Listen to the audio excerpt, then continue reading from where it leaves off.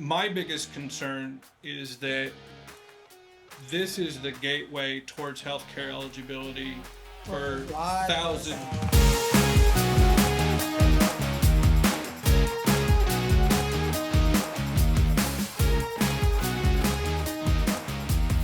Got clutter piling up? FM Junket in Carson, Iowa is your hometown cleanup crew. Fast hauling, fair prices, and now easy dumpster rentals for DIY cleanouts. Your single items to full-on messes, FM Junket gets it done. Call today and breathe a little easier. Hi, welcome to Still Serving Iowa Veterans. I'm Carlene Hall. And I'm Darlene McMartin. We are here in Dallas County today at the Veteran Service Office in Adel, Iowa, with Greg Hoenig. Well, it's very nice to see you again. We've met in other times in our lives, but it's great to see you again. And I know that you and Darlene have known each other for a very long time. 25 years now? 25 years. Yeah, 25 that's years. awesome. Yeah. But you started, at the regional office. Right now he's the County Veteran Service Officer in Dallas County. But you've had some great starts. You've had some great history. Your military service. You want to Talk about that a little bit of your military service? Sure. Your background? Sure. Yeah. So when I was in high school, had, of course, all the stuff with Bosnia was kicking off, and Princess Di was all over the, doing the ads, showing the kids with the limbs blown off and stuff. And I had actually lost a friend in high school and was trying my best to get as far away from Ames as I could. And yeah, it's one of those stories where the recruiter finds you and it just all kind of lined up. So I enlisted as a combat engineer with the goal of going to Bosnia and doing demining efforts. Doing your Yep. military service, Yep. committing. Yep. I ran into some medical problems. Actually had a bit of a stroke event and developed some complications. And of course I had to get out of the service. And it was a county veteran service officer, Brett McLean in Story County, who had known my family and basically had reached out to say, hey, what do you want to do with your life? I know you filed your claim and everything already, but he told me about a wonderful opportunity with the American Legion Service Office. And so I was fortunate enough to apply and get that job in 2001. So career started there. Spent about 3 years working for the American Legion. And then I was like, I think I want to maybe go to work for VA. You put the claims together and you get the evidence, but I wanted to be more of the decision maker. So I went to college for a while and was working for the Vietnam Veterans of America. Did accredited work for them too. And at that point, the VA started hiring, and I was fortunate enough to get selected. And so in 2004, transitioned over to the Des Moines VA Regional Office. And spent about 21 years between rating and training and quality reviewing the different decision makers. Let's talk about that job for a minute. Sure. That rating job. That must be a tough job. You're sitting there and you're looking at a claim and you're trying to ascertain. I'm sure you have some parameters that you had to adhere to very strictly. Of course. But did you have a little bit of levity in that decision making?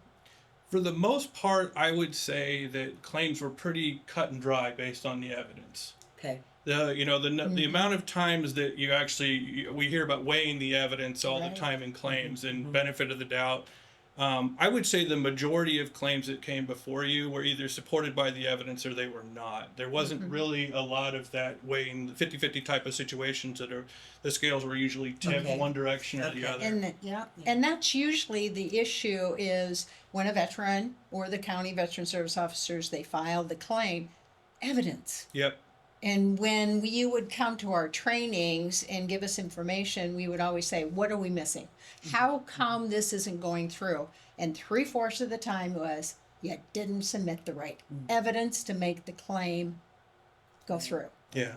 So we're speaking to veterans through our show. What advice, as a rater, could you give veterans that would help expedite their claim? Well, I think that using the intent to file process properly, getting with the advocate at the county level or through the national service offices To get that in and build the evidence to support your claim during that 1 year period is so important. A lot of people feel rushed into the process, and if they don't provide evidence of a current disability or how that disability relates to service, what technically is referred to as an indication of association, if you don't have those elements to even get a VA exam to give yourself an opportunity to be granted, I think is the biggest part of that. So take the time, assemble the evidence, work hand in hand with whoever your advocate is in one of your. We have CVSOs in all 99 counties in Yes. Iowa to take advantage of that. Yeah, that is so interesting because I think a lot of people first go to their county veteran service officer and they want to get that claim process filed and they want to get it going. And many times they may come in and there may be some urgency, but to take that year and really prepare that claim, that's such a great. And you don't have to take the whole year, Right. but Right. by putting that Right. intent to file in place, it does give you a year to. And then the other part of that is that from the date of that intent to file, if they become service connected, those benefits pay back to that original Yes. date. Correct. And the best part about it is like you said, they get that time to put that in, but it's the CVSO sitting down and explaining the process with the veteran. They need to tell them the verbiage. Yep. What words are the correct words to use? Because a veteran will come in and they'll say, I think I need to file for pension. Yep. Not knowing pension isn't compensation. Right. Because veterans don't know compensation is what they're looking for. Exactly. Unless you sit down and have that conversation with that veteran in a lengthier manner and just have an open discussion as to what's going on. Is it present today, the issue? What happened in service? If you don't have that, you're not going to have a claim go through, and the veteran's going to be discouraged because he doesn't know what's going on. Right. He has no idea how the process works and how the legal aspect of it is, and the changes that take place.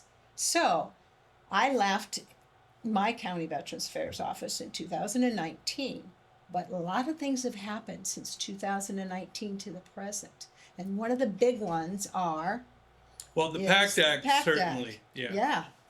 And that, I have probably, I have some knowledge of it, but give us a big overview of what that man. knowledge is. How long do we have? We got whatever, but just, because when I go to the VA, Right. when I go to the VA hospital, they ask me what my if I had any exposures. Yep. And that right there is a PACT Act. Well, to that's me. the primary thing that Yes. the PACT Act did. Certainly, it expanded eligibility for health care. It created, priority group 6 from a standpoint of folks who didn't have a service-connected disability rating, and they may not have had the qualifying income and net worth to be eligible for VA care.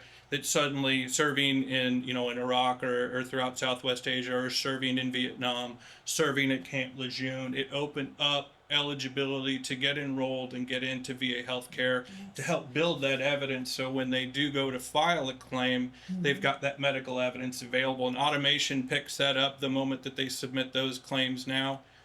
They basically scan through it and pick up those types of exposures. And so in August of 2022, the PACT Act was passed. It certainly expanded not just healthcare, but compensation eligibility.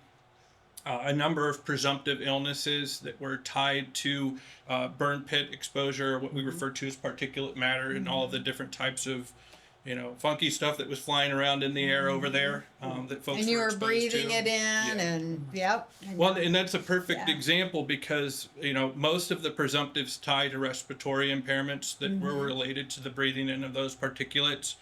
The big three that prior to the PACT Act were when they created, the particulate matter regulation, 38 CFR 3.320, which allowed for rhinitis, sinusitis, and asthma to be presumptive, but they've expanded that to include bronchitis, bronchiolitis, chronic obstructive pulmonary disease, things that are far more prominent respiratory conditions at large based upon the PACT Act, as well as a host of malignancies. And so I always encourage veterans that served in the modern conflict and deployed over there, if you have a cancer especially, to file the claim. A lot of the terms that were added under the PACT Act were very generic, like reproductive cancer. And what we might determine to be eligible for that, certainly with men, prostate cancer is one of those reproductive cancers. And so getting folks in that have been diagnosed with prostate cancer that are relatively young. There's a lot of those that are Right. developing prostate cancer in their 40s nowadays. It's just, it's scary to think of all of the disabilities. It's not like the Vietnam and your Vietnam exposures, your presumptives foot on ground. This is just expanding it so broadly, and a lot of our veterans that have gotten out recently that or served then just don't know, just don't have a clue, and we need to touch them. I am glad you brought up Vietnam though too, because the Vietnam era, certainly they added hypertension. MGUS was also added, but you know, that's essentially a non-compensable form of a multiple myeloma. So, you know, that one's probably not as significant, but hypertension is substantial for a number of reasons.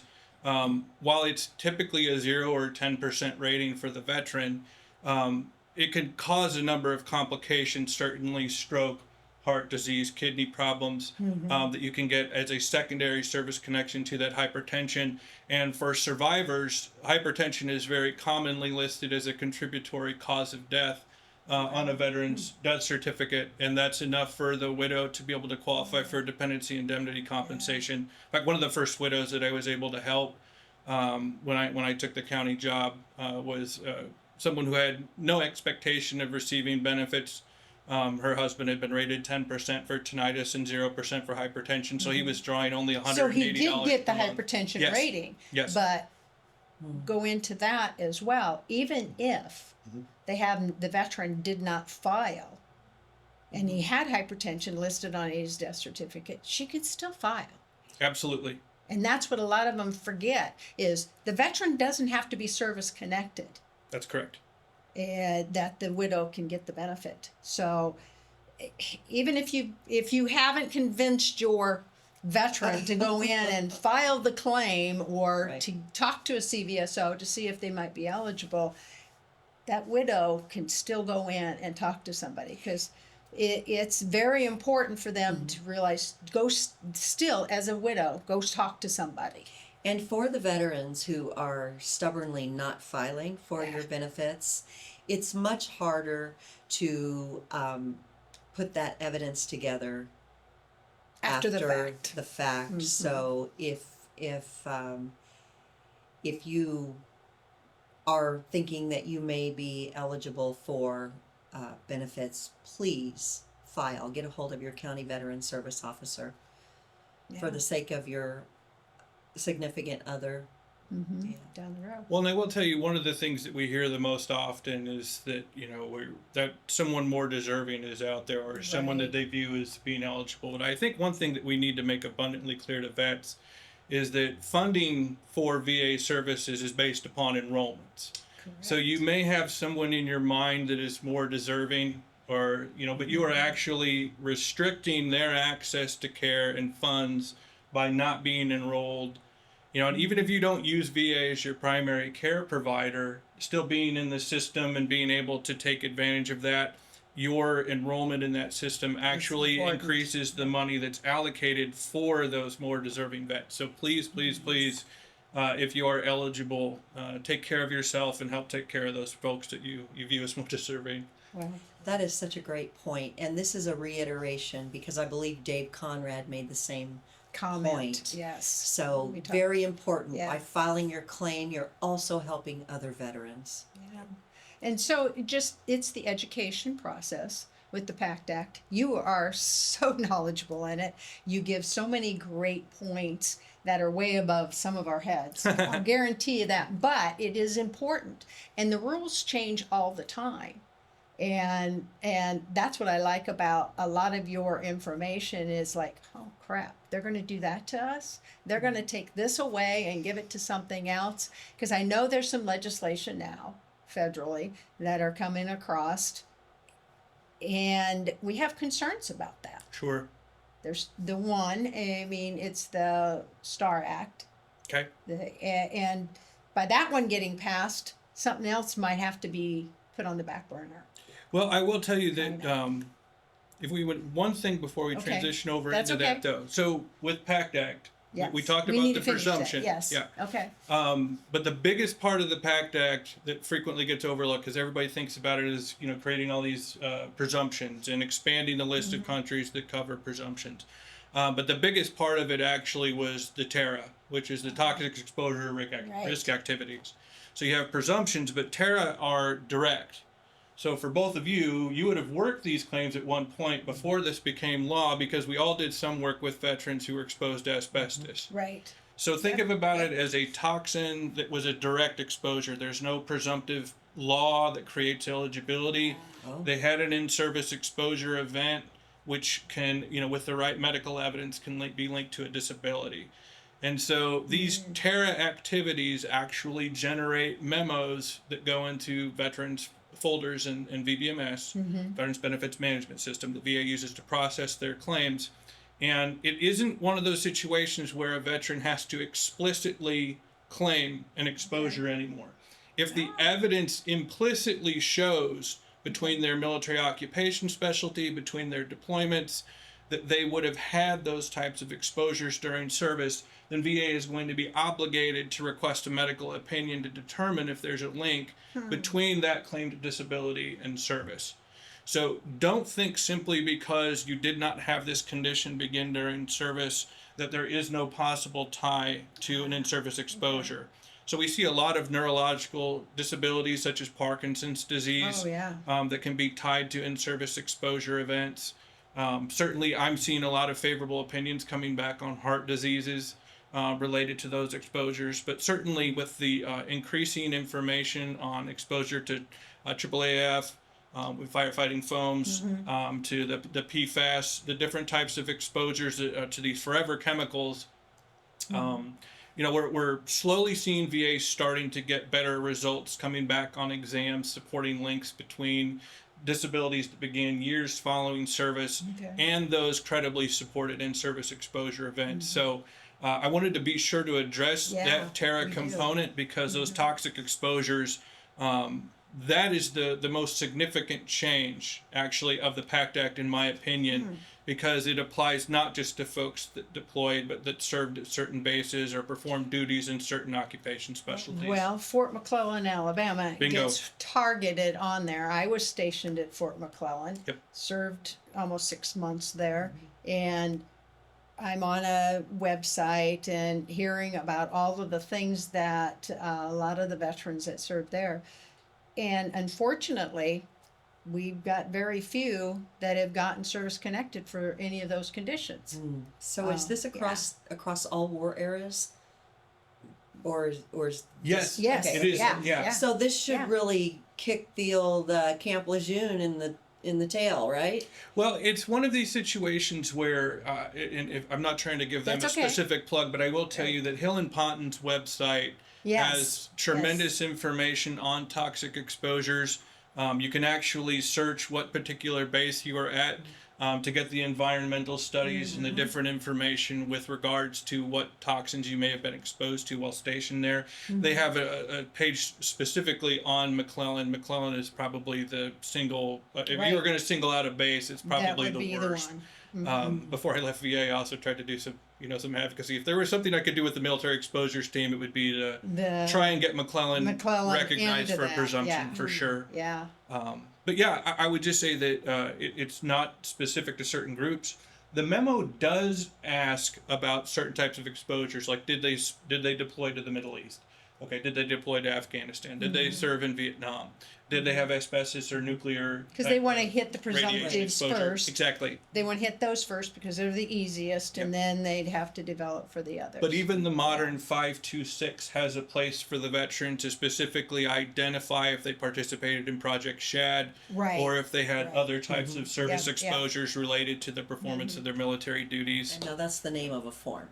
What's that? The five The two form. Yes, six. the, the, the, 526. the original application, yeah. Yeah. You can use it for claims for increase or new benefits. There you Yeah. go. And that's why it's important for veterans to contact the county service officer. That's I mean, you can go onto the website and you can file your claim that way now, and that's kind of a through the VA's website, you can file your claim. But if you really want to do it and have some information, go talk to a county veteran service officer.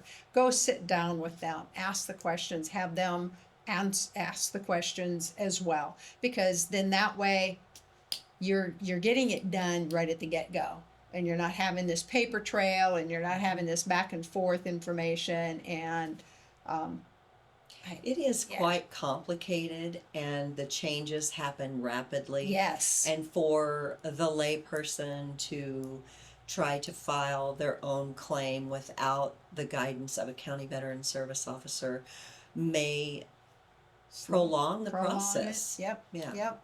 I And think to it's- understand those rules when you get a letter back. Yeah. It's got reasons and bases. You Mhm. need to understand what those things are, Mm-hmm. and they can help you.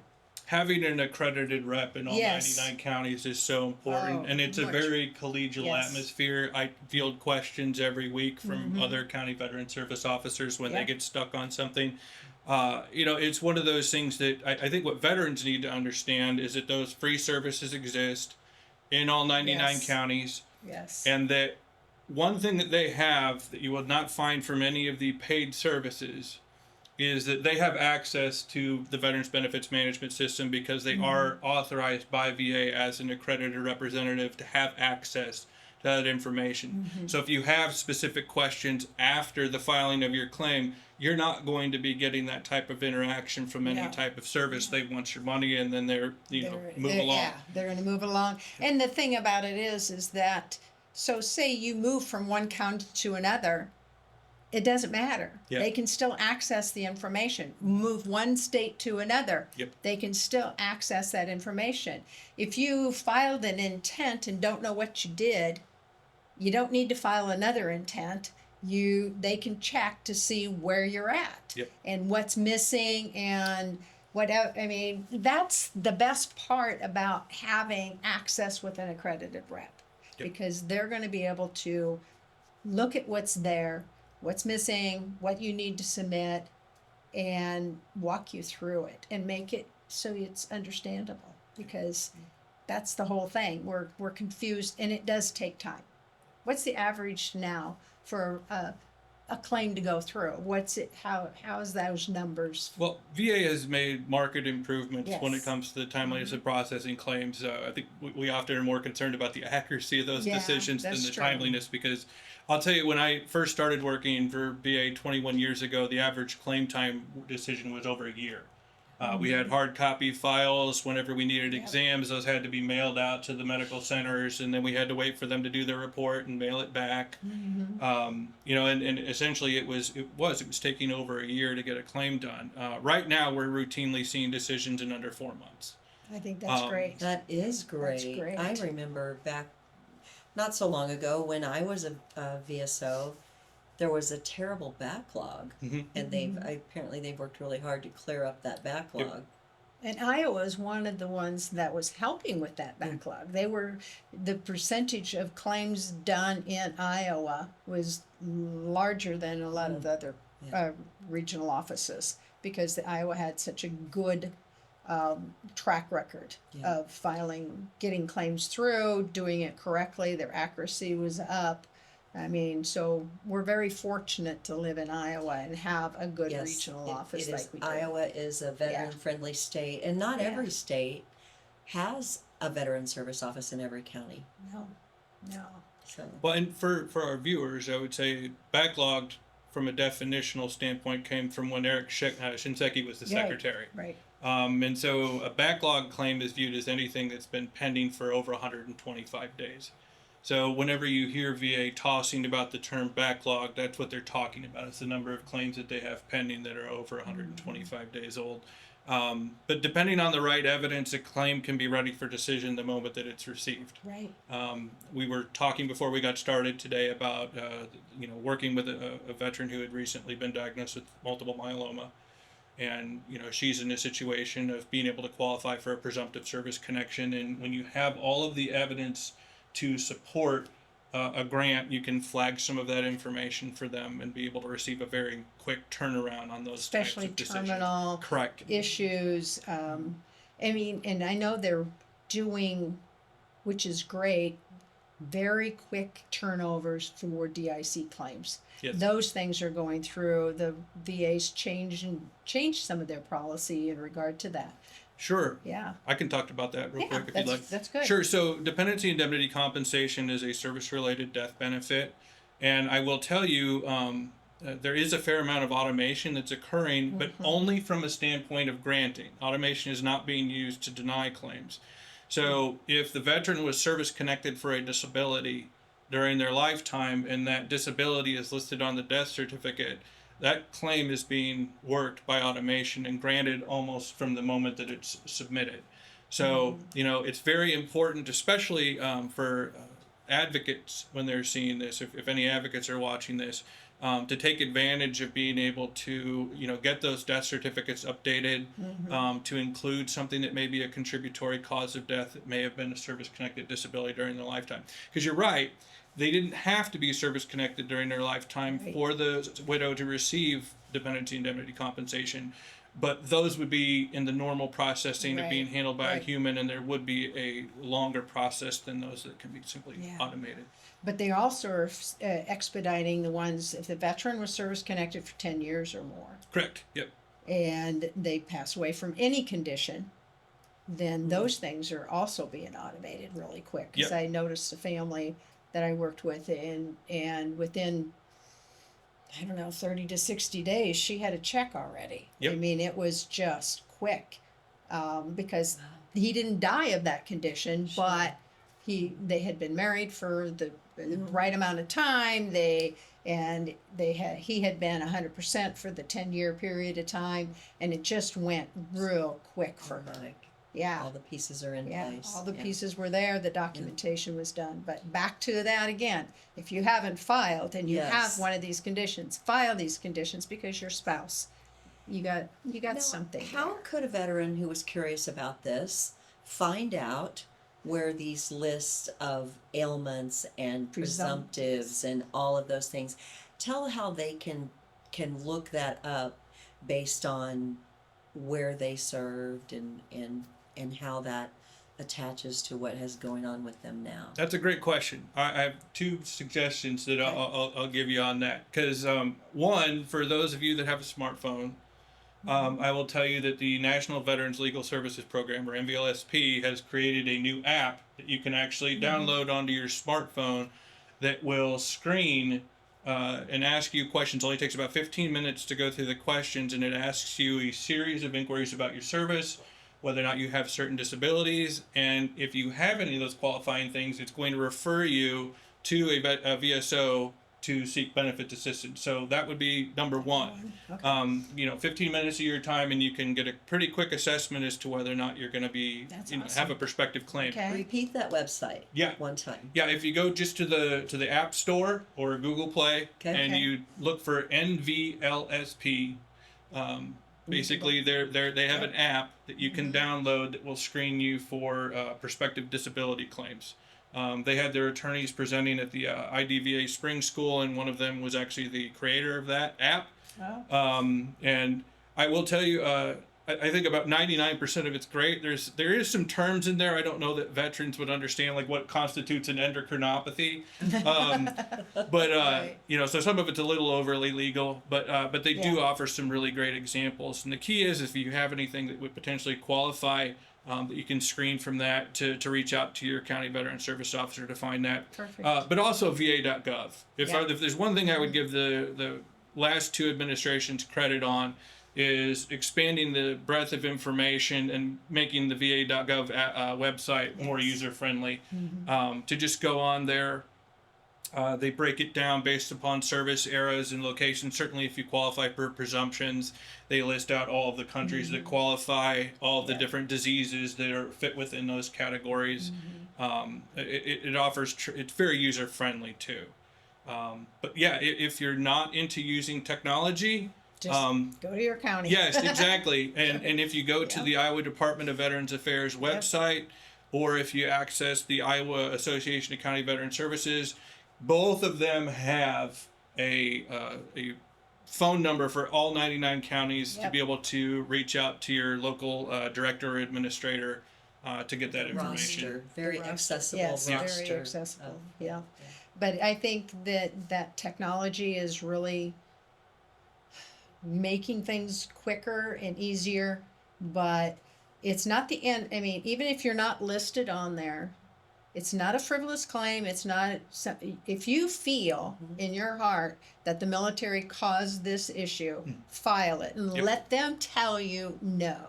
Let them give the reasons and basis for that decision. Because what happens is years ago, Vietnam veterans, they weren't presumptive conditions. So the only way it was created as a presumptive was lots of veterans filed for conditions. And so they ended up looking at the rules and changing them. That's how rules get changed, is by veterans filing for claims and then getting added to a disability I list. think bringing up technology, I think it's important to say that AI can do a lot of things. And people can use AI to expedite things like a VA claim, but there's absolutely nothing like the human connection, the human element of someone being able to come in here and sit down with you and you being able to tell them and explain things to them. And AI is not going to file a good comprehensive claim.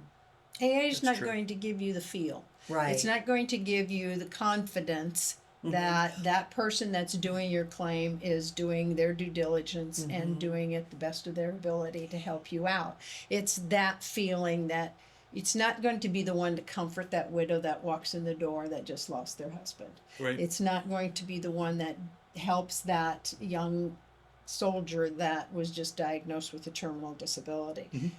You need those human connections, and that's real important. And to have a good respect and confidence in that person you're talking to is it's what's needed. I mean, you can get the basic information from chat GPT and AI, but you can't get that nice touch that we want from our county veteran service officer or anybody that's helping us walk And through the claim. continually being educated. Yeah. You are continually educating yourself with CEUs and your go to training probably 3-4 times a year, but between the state and federal training.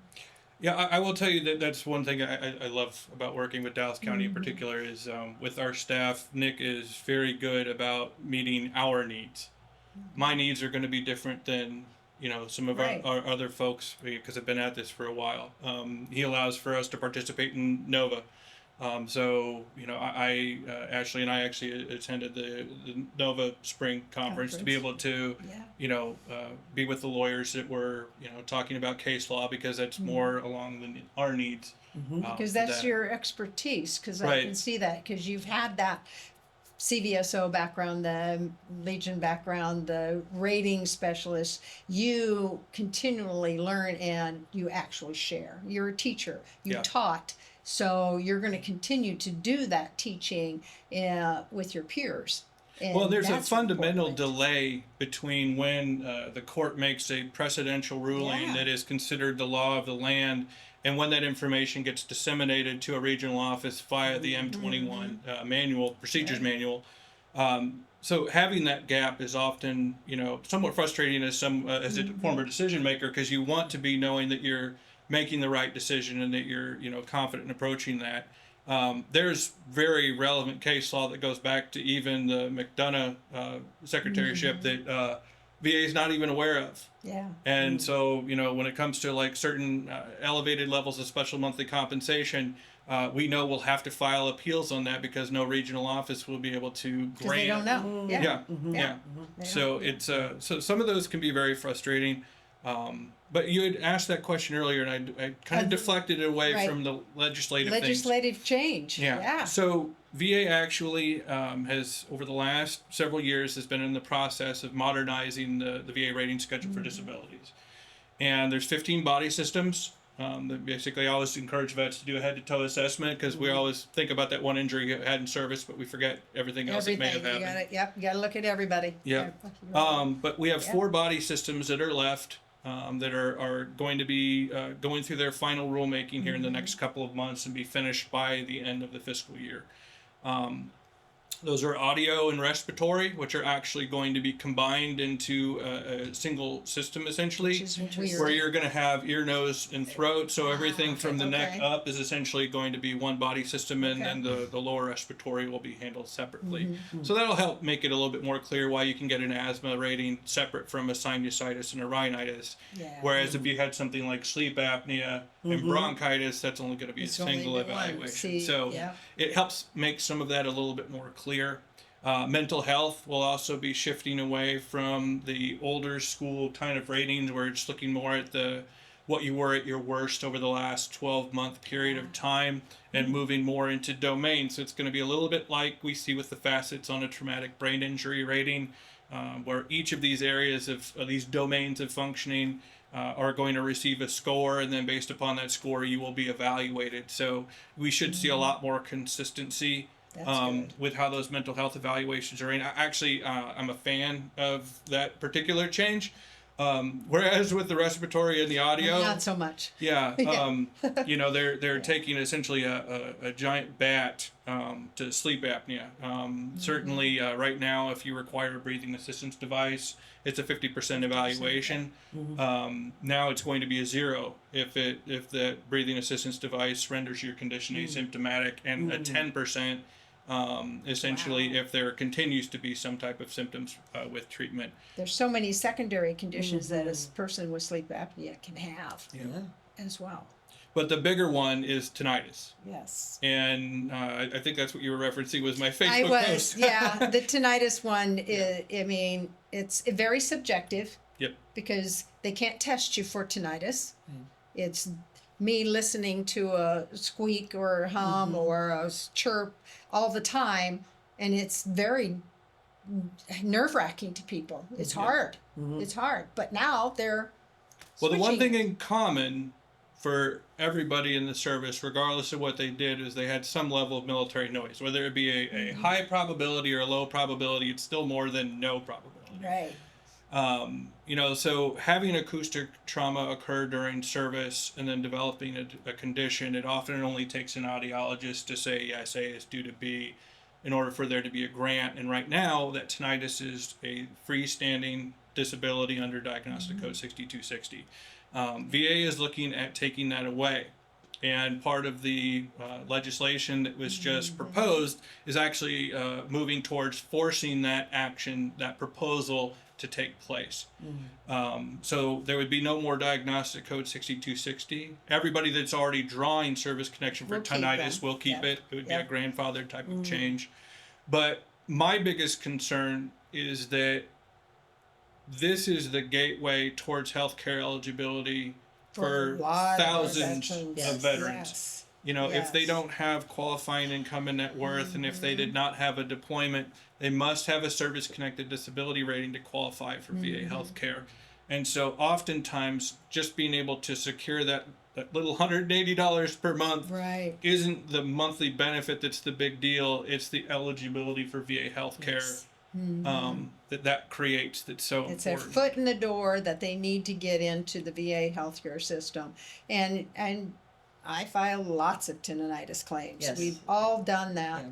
And it's not like the veteran isn't suffering from that. They are, because we've shown acoustic trauma, we've shown the exposure, we've shown all of that.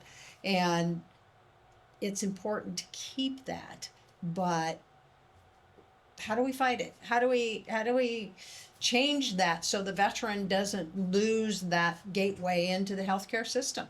Well, This is a very good case for getting in, getting a hearing test, getting a Yes. baseline, so you can watch, because hearing will continue to decline Yep. from an acoustic trauma. Yeah. Well, so or not it- even. yeah, I mean, just yeah, exposure. Injury, I should have said, instead of trauma.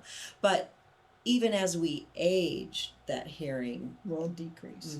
decreases. Well, I think the frustrating thing for me about the change, because I've seen some proponents of the change say, well, they're still going to get their 10% for tinnitus. It'll just be rated as part of hearing loss.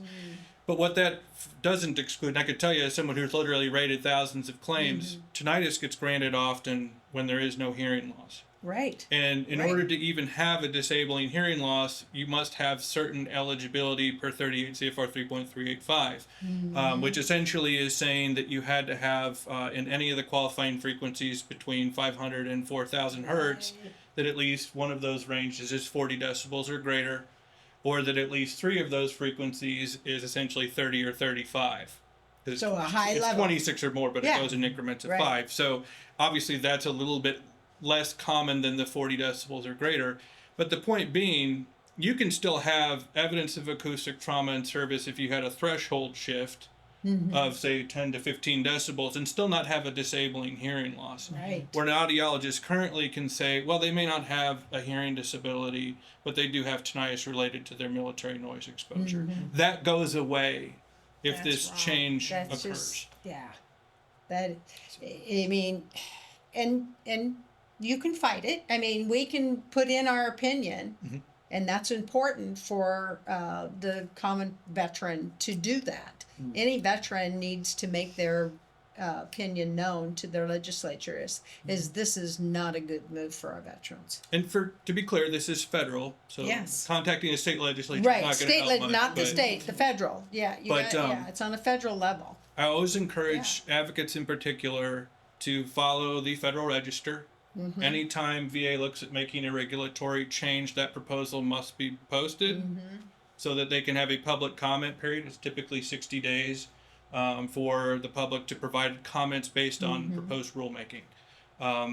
The stuff for this actually was back in 2022, so we're talking Really? a Oh my. substantial time ago. But what happened in 2022?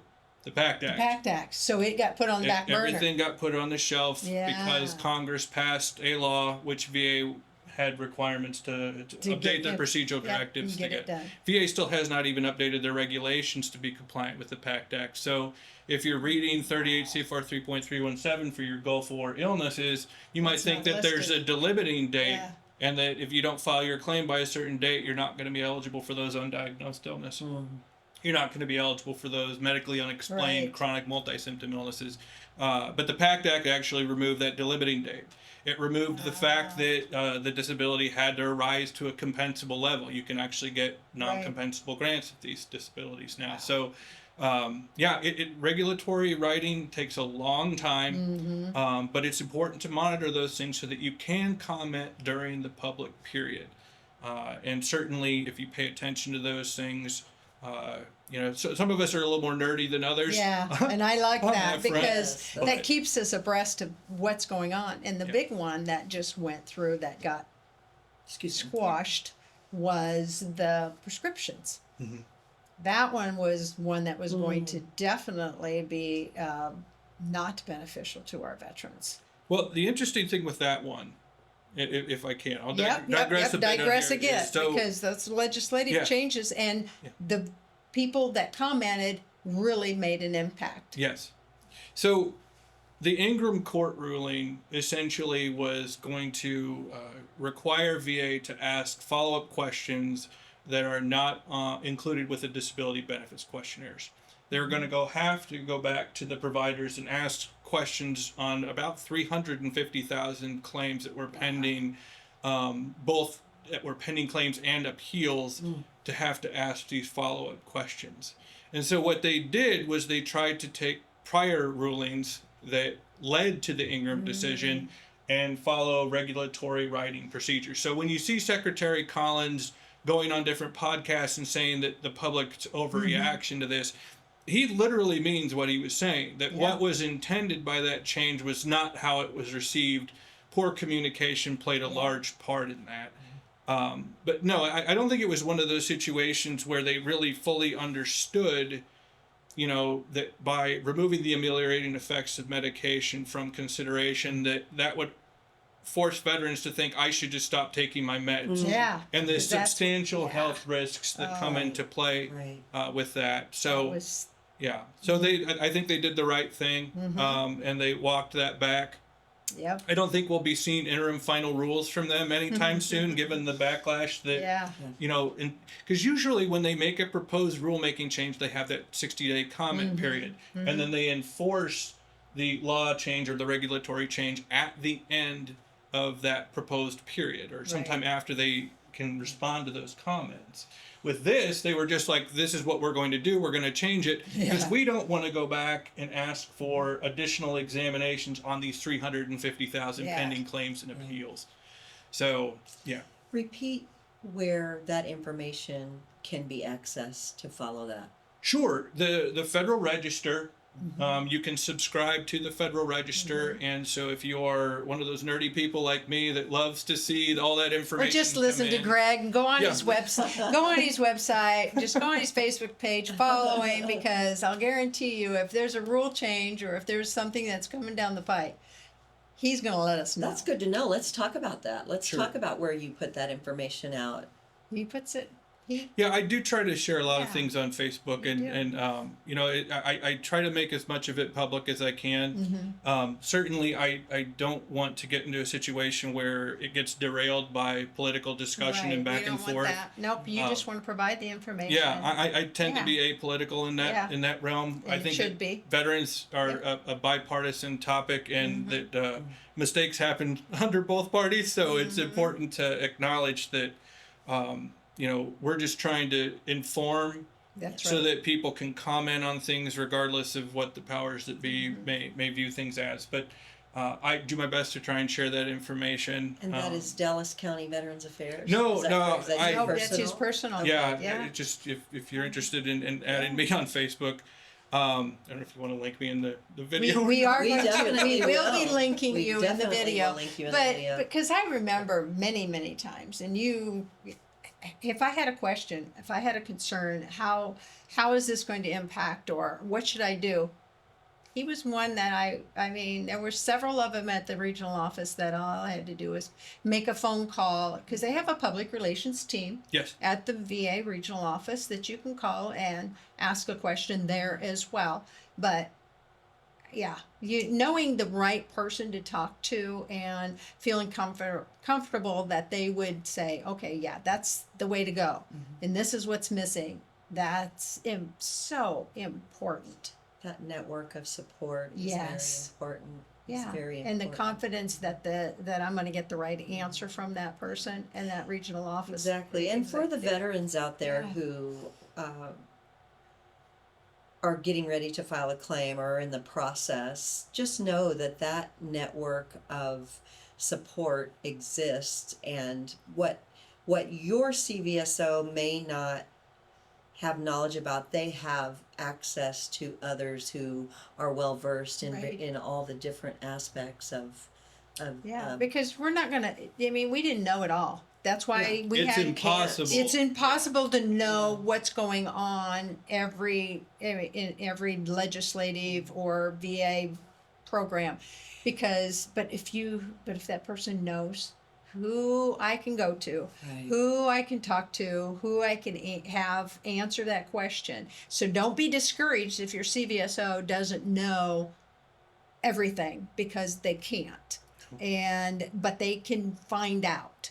And be aware that they will say, well, I don't know, but let me check into it and let me get back to you, because that's important. What a very unique opportunity we have to have a veteran service officer in the state of Iowa who has also been a Raider and worked as a veteran service officer for a veteran service organization. Yep.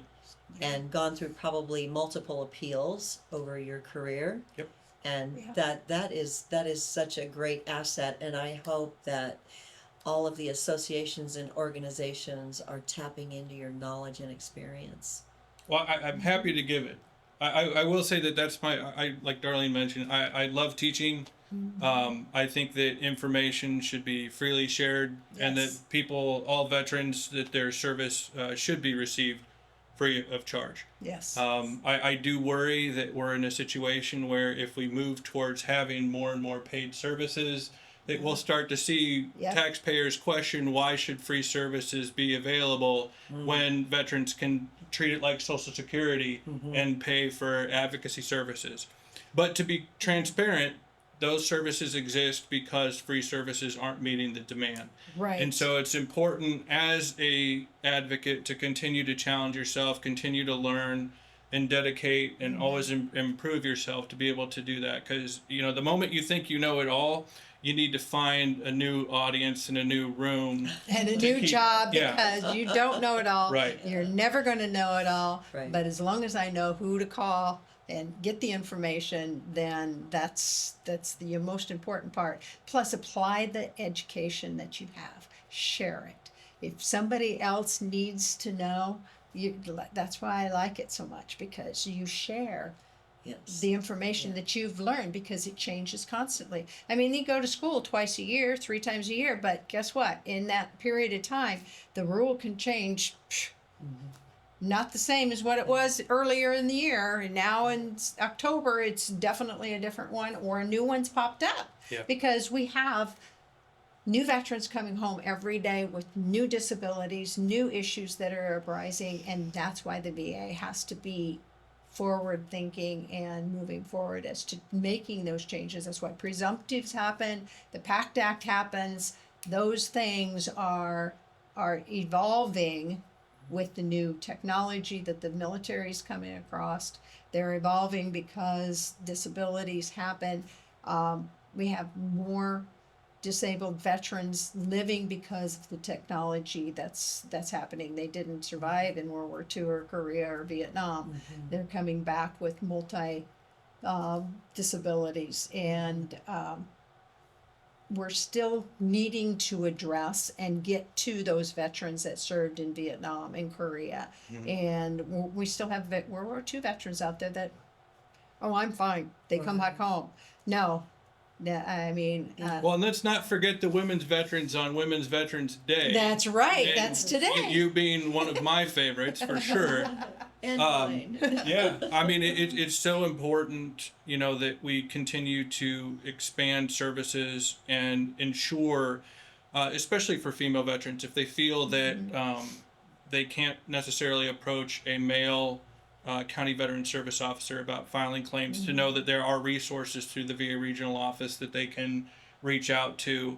As an advocate, it's important to understand that it's about service to that person, not about you. Right. That was one of my biggest challenges, I think, when I first, because I wanted to help everybody, Yeah. and suddenly you discover, well, this person doesn't want to talk to me, that it isn't about you, it's about ensuring that their needs are being met. They're comfortable. So that creating they're pathways safe. Yep. for them to receive services is so important. Yep. And you're doing an excellent job. And I do my thank best. Dallas County for having you here for just a year now. Yep. And we're very fortunate to be able to visit with you. And this is what we've been wanting to do through Still Serving Iowa Veterans, is by reaching out to counties that are doing remarkable work to assist the veterans. And we will continue to do that to other county service officers. Thank you, Greg. It has been a pleasure, and an education. Well, I appreciate you having me on. Yes. You've been watching Still Serving Iowa Veterans.